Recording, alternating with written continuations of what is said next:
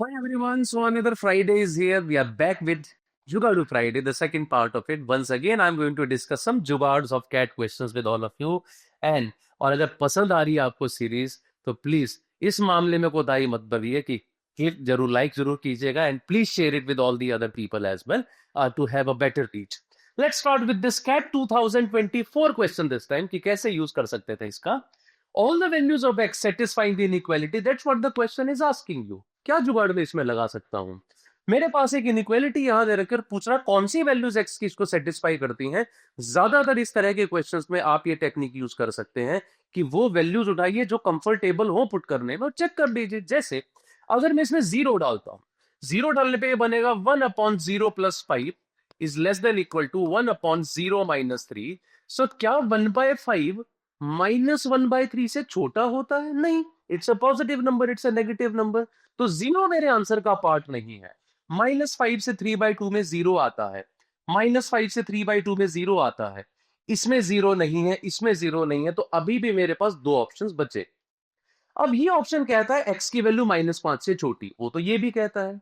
ये कहता है x की वैल्यू 3/2 से बड़ी, वो तो ये भी कहता है. लेकिन ये कहता है x की वैल्यू 3/2 से बड़ी कोई भी नहीं ले सकते, केवल 8 तक.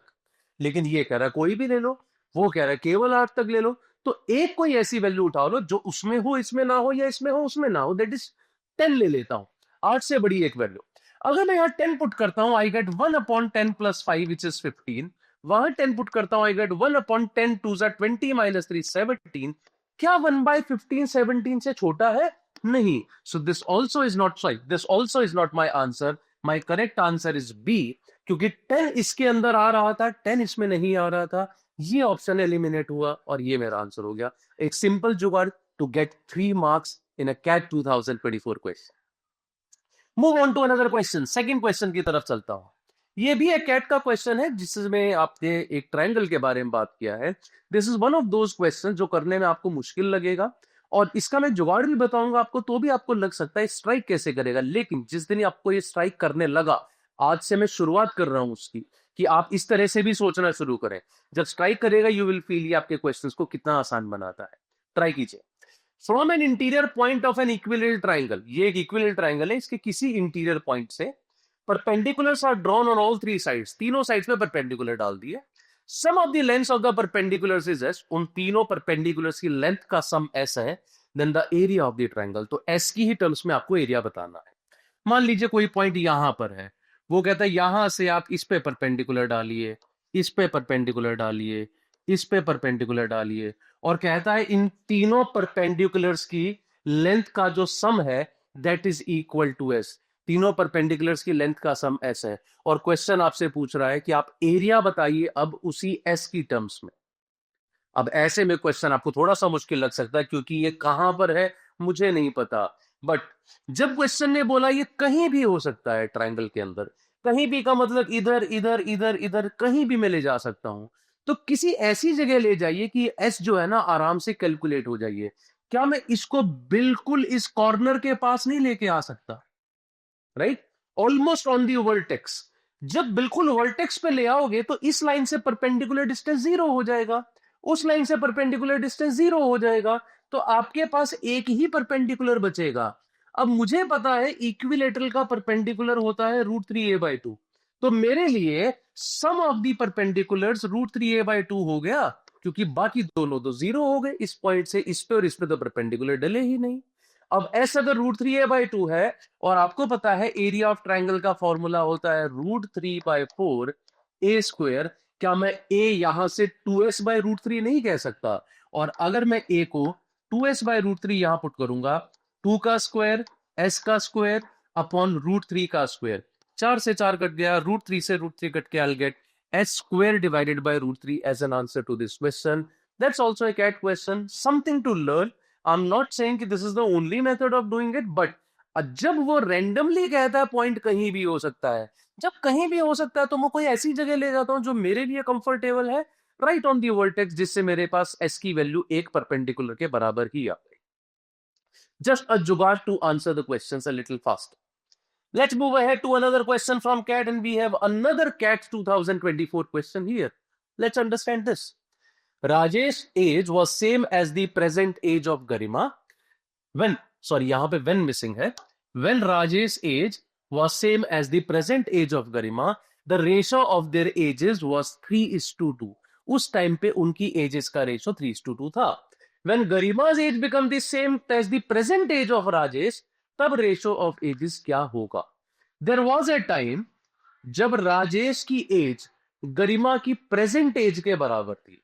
तो एक तो मामला है प्रेजेंट, एक मामला है पास्ट और एक मामला है फ्यूचर. फ्यूचर हमसे पूछा गया है, पास्ट हमको दिया गया है, प्रेजेंट का रेफरेंस लेना है.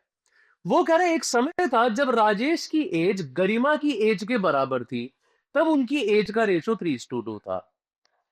अगर उनकी एज का रेशो 3:2 था और वो खुद ही कह रहा है उस टाइम पे राजेश की एज आज की गरिमा की एज के बराबर है, तो इसका मतलब आज गरिमा की एज 3 है. और अगर आज गरिमा की एज 3 है, मतलब ये बातें 1 साल बाद की हो रही है, तो आज राजेश की एज 4 है.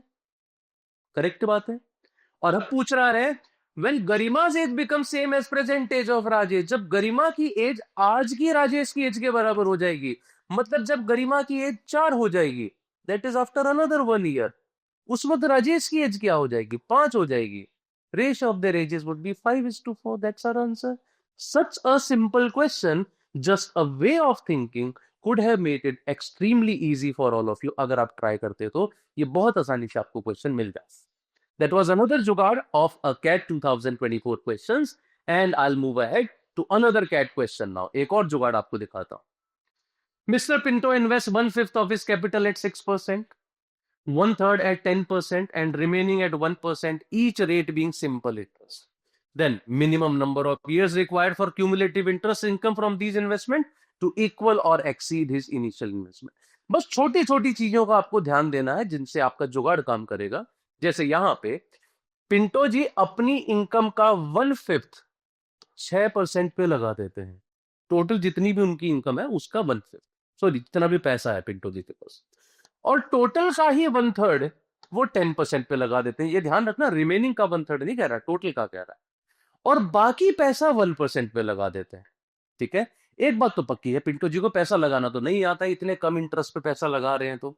खैर एनीवेज, अब सीधी सीधी बात यह है, अगर पिंटो की इनकम का आपको 1/5 भी करना है, 1/3 भी करना है, तो यार पिंटो की इनकम में ऐसी ना ले लो जो 5 और 3 का मल्टीपल हो, मतलब 15 का.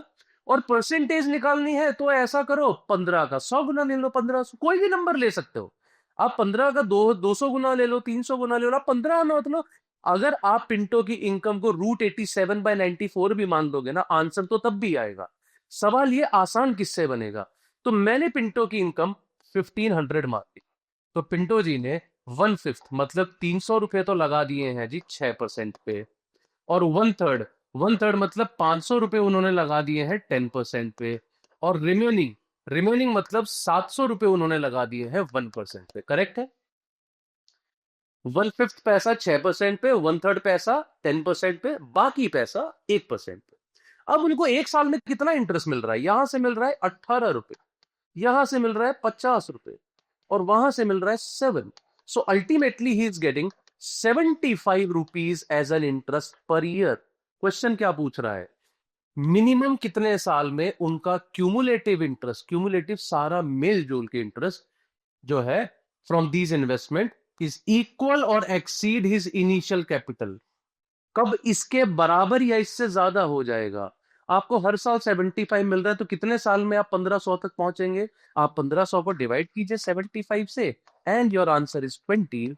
इन 20 years his income from interest will be equal to his initial capital. My answer is 20 for this question. How easy the question has become just by taking the right number. कि हमने 1500 क्यों लिया? क्योंकि 1/5 और 1/3 दिखा था. आपको याद होगा जुगाड़ू फ्राइडे के पार्ट 1 में मैंने आपको एक क्वेश्चन बताया था जहां पे हाफ इधर से उधर जाता है, हाफ उधर से उधर. तो मैंने बोला आप ये देखिए हाफ कितने बार कर रहे हैं? 4 बार. तो 2 की पावर 4 हमने इनिशियल ले लिया 16. उसी तरीके से 1/5 1/3 कर रहे हैं तो 15 का मल्टीपल ले लिया. इस तरीके से हम लोग जब नंबर चूज करते हैं तो काम बहुत आसान हो जाता है. Let's try the last question for this जुगाड़ू Fridays part. ठीक है. This is another cat question. करने का तरीका इंपॉर्टेंट है जिस पे आपको ध्यान देना है. John takes twice as much as Jack to finish a job. एक आदमी है जॉन और एक आदमी है जैक. वो कह रहे जॉन जैक से दोगुना टाइम लेता है, इसका मतलब जॉन की एफिशिएंसी जैक से आधी है। तो जैक अगर 2 यूनिट बनाता है तो जॉन बनाता होगा 1। सीधा सीधा बात है, टाइम का और एफिशिएंसी का इनवर्स रेशियो। आप टाइम ज्यादा लोगे, आपकी एफिशिएंसी कम है, बस ये यूज करो। Jack and Jim together take 1/3 the time, finish the time taken by John taking working alone. एक आदमी जिम पे आ गया, वो कह रहा है जैक और जिम मिलके जॉन जितना टाइम लेता है, ठीक है, उसका 1/3 टाइम लेते हैं। अगर ये दोनों मिलके जॉन का 1/3 टाइम ले रहे हैं, फिर से वही टाइम 1/3 ले रहे हैं, तो एफिशिएंसी 3 गुना है इनकी। जॉन की एफिशिएंसी 1 है, तो इन दोनों की एफिशिएंसी 1 का 3 गुना 3। 3 में से 2 तो जैक बनाता है, इसका मतलब जिम की एफिशिएंसी भी 1 है, वो 1 यूनिट पर डे बनाता है। In order to finish the job, John takes 3 days more than that taken by 3 of them working together. अगर तीनों मिलके काम करेंगे, दिल में 4 यूनिट्स, जॉन अकेला बनाएगा 1 यूनिट, तो इनकी एफिशिएंसी का रेशो है 1:4। इनके टाइम टेकन का रेशो क्या होगा? 4:1। और क्वेश्चन कह रहा है जॉन 3 ही दिन ज्यादा लेता है, हम कह रहे हैं टाइम का रेशो 4:1 है और 4 1 से 3 ही ज्यादा है। इसका मतलब the actual number of days taken to finish the job by John is 4 and by all 3 of them is 1। इसका मतलब हमारा काम है क्या? जॉन एक एक यूनिट 4 दिन में काम पूरा कर लेता है, तो काम है हमारा 4 यूनिट्स का। क्वेश्चन पूछ रहा है in how many days will gym finish the job working alone. Gym अगर अकेला काम करेगा, तो रोज की 1 यूनिट बनाएगा और 4 यूनिट बनाने में 4 दिन लेगा। That's our answer for this question. Now look at this solution. No variable, no equations, that's exactly what we call as jugaad, की जिसमें आपको कोई इक्वेशन नहीं बनानी पड़ रही, कोई फॉर्मूला नहीं लगाना पड़ रहा, कोई वेरिएबल नहीं लेना पड़ रहा, आप केवल और केवल अपने बेसिक्स का यूज करके आंसर कर पा रहे। That was our last question for today of this Jugadu Friday. Now you can join me on my Telegram channel if you have any further kind of inquiries. तो ये मेरे Telegram channel का QR code है, इसको scan कीजिए, पहुंच जाइए, या फिर आप मुझे फॉलो कर सकते हैं अनअकैडमी पे भी by scanning this QR code. Also, I told you about AIMT. Our next AIMT is on this Sunday, 28th of September, 8:30, 12:30, 5 PM पे आप ये एग्जाम लिख सकते हैं 3 स्लॉट्स में, और 3 स्लॉट्स में लिखने के बाद आपको पता लगेगा कि AIMT जो है वो कैट के बहुत नजदीक है। यूल गेट टू नो कि आप कहाँ स्टैंड करते हैं, और ये फ्री है आप सभी लोगों के लिए। Anyone can come and write this exam, take benefit of this scheme guys.